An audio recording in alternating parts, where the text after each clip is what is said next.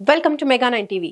పోలవరం నిర్వాసితుల సమస్యలను తెలుసుకునేందుకు ఐటీడీఏ పీఓ రాముల్ నాయక్ ఆధ్వర్యంలో కుకునూరు తహసీల్దార్ కార్యాలయంలో గ్రామ సభను నిర్వహించారు.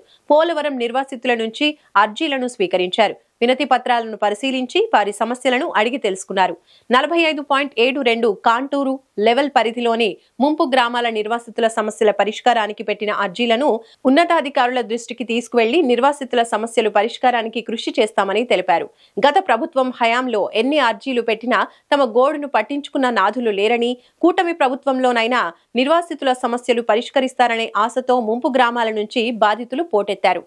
మన ముంపుకి గురైన 2 మండలాలు, ఆ 2 మండలాల్లో 217 నుంచి ఇది ఎఫెక్ట్ అవుతున్నాయి.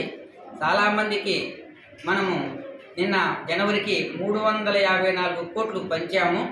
ఇంకా కొన్ని మిస్టేక్ జరిగినాయి, అవన్నీ జరుగుతున్నాయి. మళ్ళా కలెక్టర్ గారి దగ్గర, మినిస్టర్ గారి దగ్గర, సెక్రటరీ దగ్గర అప్లికేషన్ డైలీకి పోతూనే ఉన్నాయి.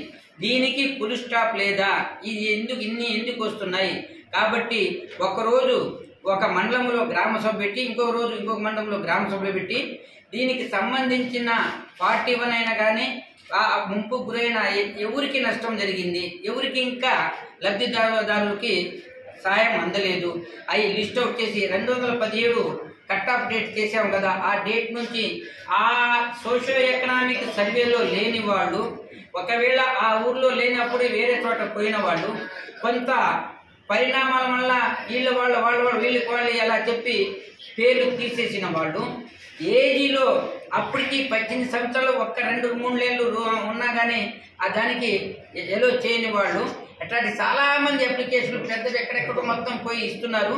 దీనికి ఫుల్ స్టాప్ పెట్టాలి కాబట్టి ఈ గ్రామ సభలు పెట్టమని చెప్పారు.